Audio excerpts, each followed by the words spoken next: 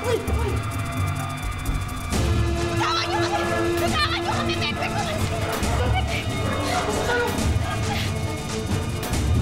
Bitawan mo kami!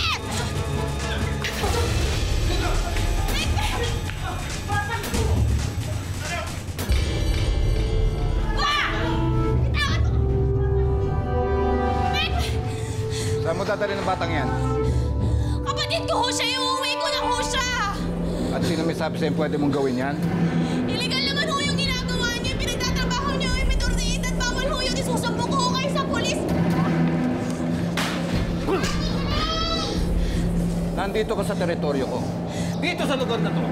Ako ang mata. Ikaw ang illegal eh! Ikaw ang trespassing! May kapangyarihan akong parusahan ka. Awa na ho kayo sa akin. Ibigay niyo na ho sa akin yung kapatid ko. Hindi na ho ako magsusumbong sa polis. Hindi na ho parang awa niyo na marami naman ho kayo dyan trabahadora. Hindi na ho ako magsusumbong sa polis. Sige mo ba ako ang tipo na magpapareglo? Malaking pagkakamali pinunta mo rito.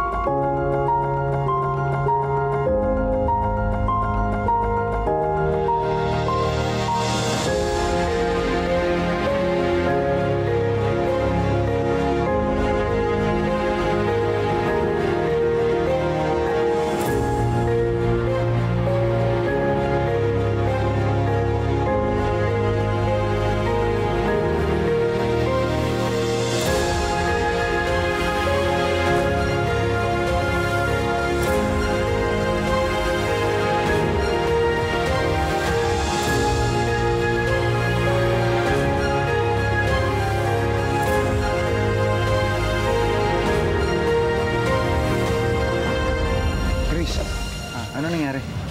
Ako. Sinundan ko si Aling Remy. Nakita ko na kung saan pabrika nila dinala si Begbeg.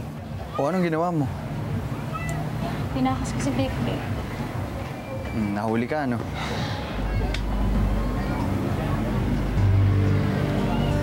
Naawa ko kay Begbeg. Pagod na pagod yung bata. Buong araw nila pinagtatrabaho tapos hindi nila pinagpapahinga. Hindi pa nga ata nila pinapakain. Nag-aalala na talaga ako kay Begbeg. Kailangan natin siya mabawi na ito. Yung sinasabi ko sa'yo, dapat magsumbong na tayo sa mga polis. Hala ko, bituka nila na to. Kung kaya nilang gawin kay Begbeg, yung kaya nilang patayin si Begbeg kahit kailan. Kaya nga, ano gagawin natin? Sa kahit papaanong paraan, kailangan natin makakuha ng 18,000. Kailangan nating mabawi kaagad si Begbeg natin.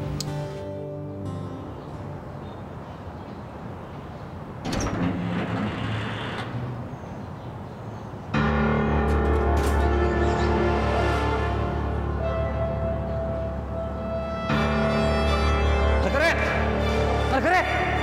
William, bakit ba sigaw ka ng sigaw? Nasaan ang telepono ko? Ewan ko. Iniwan ko lang yun sa tokador sa kwarto. Eh, asa na? Ito ang cellphone na gamit ni William. Yung pinipilit niyang may narinig ako. Tingin nga. Ano ba si Edward mo? Hindi ko kilala to eh. Alam mo, sa tagal ko nagtrabaho dito, wala akong narinig na Edward. Pero nakakasiguro ko importante ito kay William. At hindi alam ito ni George. I'm very surprised by your phone call, Mr. Kong. Tama ba ang narinig ko? I thought kasi naka-tie up ka sa Wong Enterprises. Hindi po ba? Hindi na. Ayoko na. Pabagsak na ang negosyo nila. Gusto ko sa C Corporation. Bago, malakas at agresibo. Yun siguro ang dahilan kung bakit niya ako tinakot. Na huwag daw ako magsasalita tungkol sa anumang narinig ko. Hindi ka na niya pwedeng takutin. Anong balak mo? Kung alam ko, magtatanong ba ako sa'yo? Eh, lalo naman ako, no? Hindi ka maginagalaw ng telepono mo eh. Hanapin mo ang telepono ko. May inaasahan ako importanteng tawag doon. Galing naman kanino? Basta! Kailangan mong mahanap ang telepono ko. Sigurado ako matutuwa si Miss Helena kapag nalaman niya na gusto mo siya maging business partner. Sige, iset mo na ang meeting namin. Dapat sa full moon para swerte. Tatawagan ko po kayo, Mr. Kong, to confirm the meeting. Tosya. Tosya. Balak ko bumalik dito sa mansyon. Sisingilin ko sila sa lahat ng mga pagkautang nila sa akin. Kaya kung ako ikaw, lalaparan ko na yung papel ko dyan sa lolo mo, ha? Dahil nararamdaman ko, malapit nang mawala sa mana si William. At ikaw ang papalit. At gusto mo ako maging kontrabida sa buhay ni William. Alam mo, William, hindi mo madadaan sa init ng ulo paghahanap. Pag napunta sa ibang kamay yung telepono, malaki ang problema. Hindi mo kaya? Para yun lang. Eh, kanino ba naman ako magmamana? Kung hindi sa'yo. Katabi ng dila mo, no? Kagatin mo. Baka mapahama ka pa. Eto, kita tayo mamaya. Sige. Malaking kawalan sa Wong Enterprise ang pagkawala sa kanila ng Mandarin Builders. I'm sure galit na galit si George Wong. Iset ko na po yung appointment kay Mr. Kong sa Huwebes. Oo, pero ako lang ang makikipagkita sa kanila. Hindi ka kasama. Bakit po? Kasi mahina ang loob mo. Kapag ang negosyo ay may kinalaman kay Charles at sa iyong anak. Sinira mo ang tiwala ko sa iyo. Ma, may problema ho ba kayo? Galit sa akin si Ai. Bakit yun naman ho nasabi yan? Dahil ayaw niya ako pasamahin sa isang importanteng meeting. Bakit daw ho? Dahil hindi daw ako focus sa trabaho ko. Sa 10 tama na ginawa ko, magkamali ka lang na isang beses na babaliwala ang lahat. Ma'am, electric pa daw, sir, oh.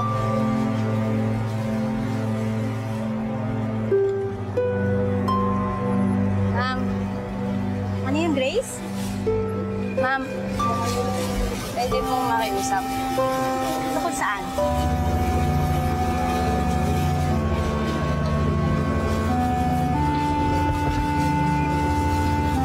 Ma'am, ano po kasi, babalik po sana. Alam mo naman siguro, Grace, na commission basis ka lang dito. Wala kang regular na sweldo. So, paano kang babalik? Mahirap po talaga pag nasira yung tiwala. Mahirap patanayan sa sarili. Naiintindihan ko po kayo. Bakit, Andrew? May pinagdadaanan ka ba? Eh kasi po, ma'am, yung ano ko po kasi, kapatid ko po. Nahigpit lang po kasi talaga yung pangangailangan ko. Magkano bang kailangan mo? 18,000. 18,000? Masyado namang malaki. Imposible talaga. Imposible talagang makakuha ka ng ganong halaga. May babaeng gusto kasi ako ngayon eh. Alam ko okay kami, pero bigla na lang umiiwas sa akin. Hindi ko maintindihan. Baka naman may nagawa ka, anak, na hindi niya nagustuhan. Yun nga po eh. Wala akong alam na pwede niya ikagalit. Baka may problema lang siya. Kahit hindi buo, kahit konti lang. Alam mo, Grace, magaling ka namang magbenta. Kung sisipagan mo at pagbubutihan mo at aabot ka sa kota ng sales mo, posible mong makuha yung ganung halaga. Hindi niya sabihin sa akin. Tulungan ko naman siya. Minsan may mga tao na gusto nilang lutasin mag-isa nila. Salamat po. Sige, pagbubutihan ko na lang po. Huwag kang mawala ng pag-asa, Grace. Kaya mo yan. Naniniwala ako sa kakayahan mo. Salamat po. Ano ho bang dapat kong gawin?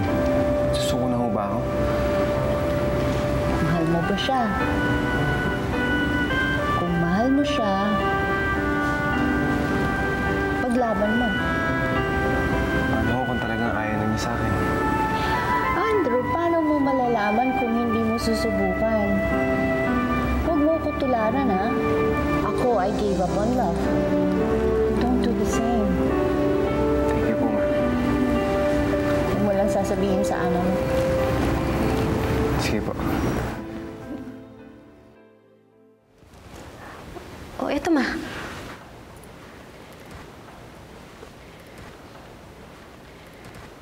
Abay, mahirap palang kalaban tong Edward Wong. Nakakatakot pala siya. Kaya naman pala, kayang traitor ni William, si Pa. Malakas ang kapit niya dyan kay Edward Wong.